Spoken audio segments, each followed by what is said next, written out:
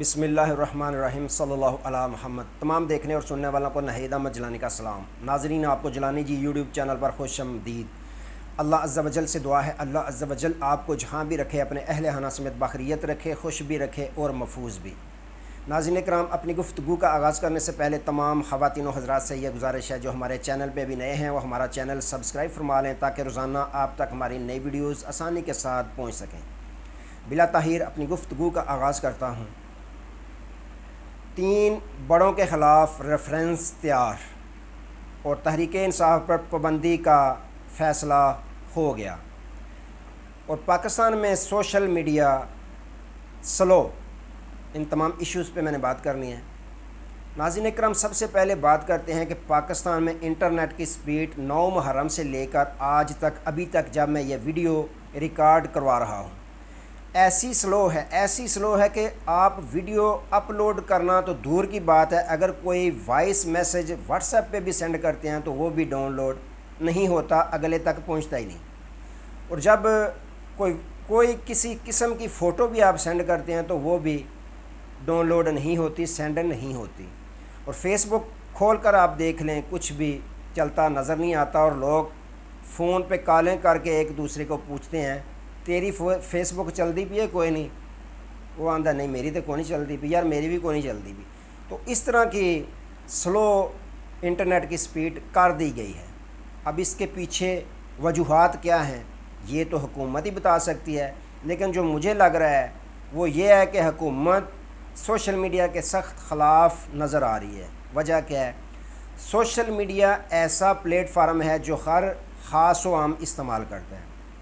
لوگ اپنے جو ٹیلنٹ ہے وہ سوشل میڈیا پہ دکھاتے ہیں۔ ٹک ٹاک دیکھ لیں، یوٹیوب دیکھ لیں، فیس بک دیکھ لیں، جو بھی سوشل میڈیا چلاتے ہیں، جو بھی اس میں چینلز ہیں، تو سب سے لوگ اپنا ٹیلنٹ بھی دکھاتے ہیں، اور یہ واحد ذریعہ ہے لوگوں کا اپنے مسائل بھی اجاگر کرنے کا، اپنے مسائل اعلیٰ حکام تک پہنچانے کا۔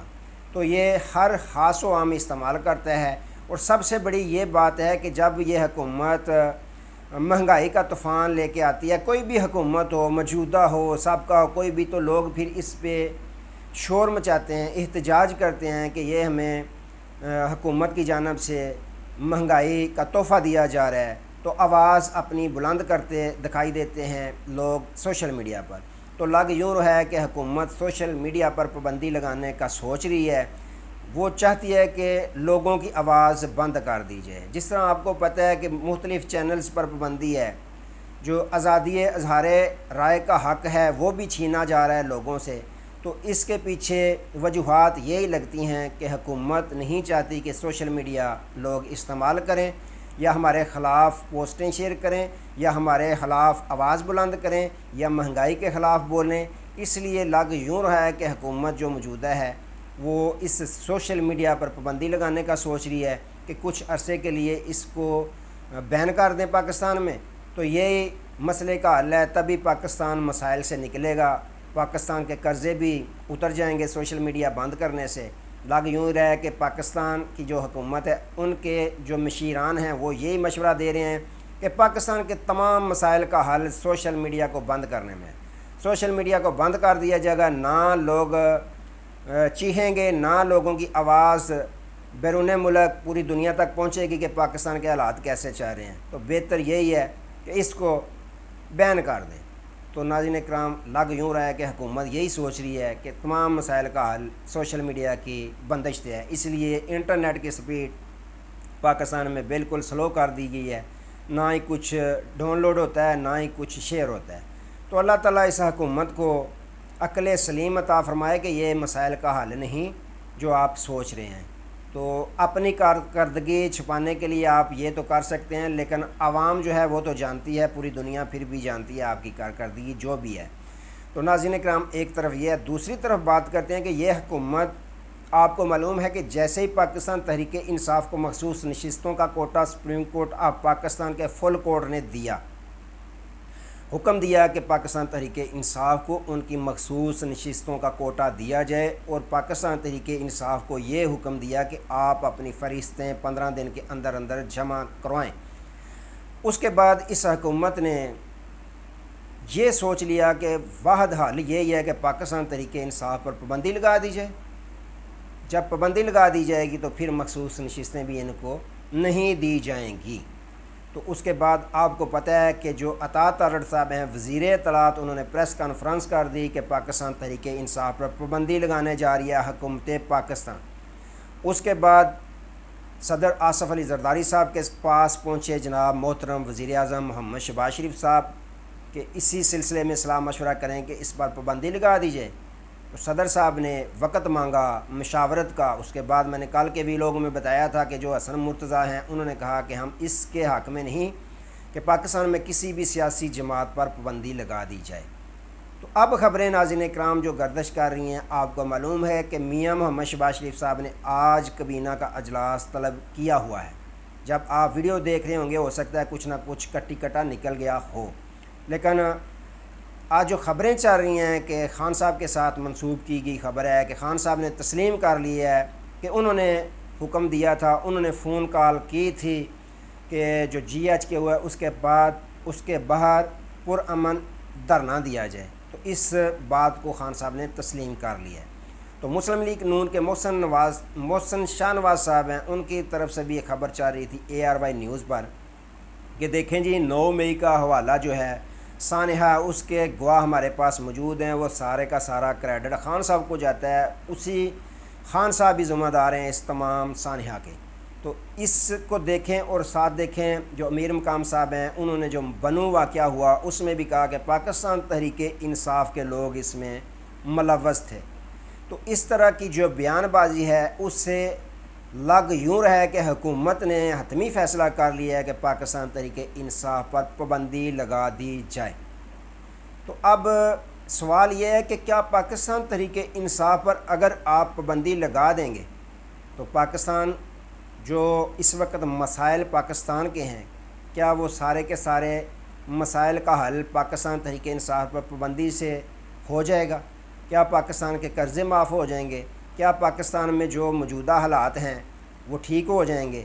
تو اس کا جواب یہی ہے کہ یہ کبھی بھی نہیں ہوں گے ٹھیک، کیونکہ پابندی کسی سیاسی جماعت پہ پابندی لگانے سے ملکی مسائل درست نہیں ہو سکتے۔ ملکی مسائل تب درست ہوتے ہیں جب آپ کی نیت صاف ہو، آپ یہ چاہتے ہوں کہ ہم نے ملکی مسائل ختم کرنے ہیں، ملک کو جو بھی مشکلات کا سامنا ہے ان سے ہم نے ملک کو نکالنا ہے، تو اس کے لیے پھر آپ کو بات کرنی پڑتی ہے تمام جتنی بھی سیاسی جماعتیں ہوتی ہیں، چاہے وہ پارلیمنٹ کے اندر ہوتی ہیں چاہے پارلیمنٹ کے بعد، تو ان سب کے ساتھ مل کر پاکستان کے حالات درست کرنے کے لیے لاہ عمل اپنانا پڑتا ہے، جو آپ نہیں کر رہے۔ تو دیکھیں اگر پاکستان پیپلز پارٹی جو ذوالفقار علی بھٹو شہید ہیں ان کی جماعت کے ساتھ جو کچھ بھی ہوا تو اس کے بعد کیا پاکستان پیپلز پارٹی کا وجود ختم ہو گیا تھا؟ تو جواب ہے نہیں۔ تو یہی بات ہے، اگر آپ پاکستان تحریک انصاف پر پابندی کا سوچ رہے ہیں، پابندی لگا دیں گے تو کیا اس سے پاکستان تحریک انصاف کے جو ووٹرز ہیں، سپورٹرز ہیں یا ان کے MNAs ہیں، امیدوار ہیں، کیا وہ گھروں میں بیٹھ جائیں گے؟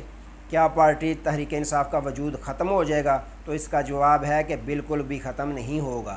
اگر پیپلز پارٹی کا ختم نہیں ہوا تو تحریک انصاف کا بھی ختم نہیں ہوگا۔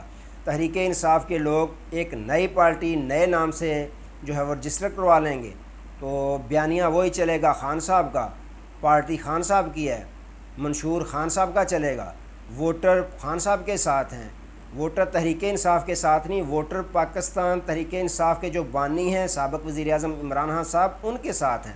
اس کا رزلٹ آپ نے 8 فروری کے الیکشن میں بخوبی دیکھ لیا۔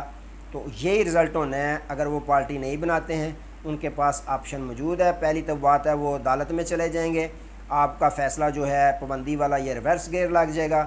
اگر نہیں بھی لگتا تو پھر وہ نئی پارٹی بنا لیں گے۔ پہلے بھی آپ نے بلہ چھینا، ان کا نشان چھینا، تو رزلٹ پھر بھی آپ نے دیکھ لیا۔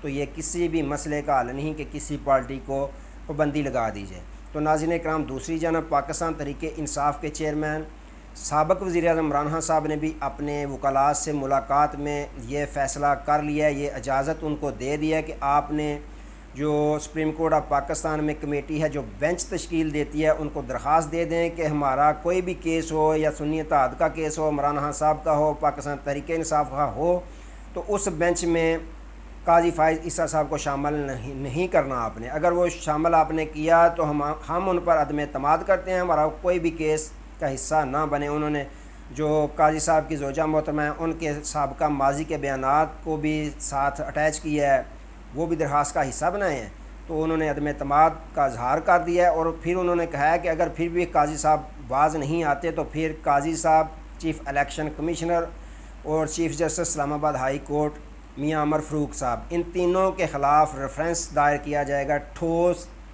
شواہد پر مبنی جو ہے وہ ریفرنس دائر کیا جائے گا۔ یہ انہوں نے اپنے پارٹی کے وکلاء کو باقاعدہ اجازت دے دی ہے کہ آپ اس پہ کام کریں اور قاضی صاحب کے خلاف درخواست دائر کریں۔ اگر باز نہیں آتے تو تینوں کے خلاف پھر ریفرنس، ٹھوس شواہد پر مبنی ریفرنس دائر کر دیے جائیں۔ تو ناظرین کرام، آج کے لیے اتنا ہی، دوبارہ نئے موضوع کے ساتھ آپ کی خدمت میں حاضر ہوں گے، تب تک کے لیے اجازت دیجیے، اپنا بہت سارا خیال رکھیے اور اپنے اس چینل کا بھی۔ اللہ حافظ۔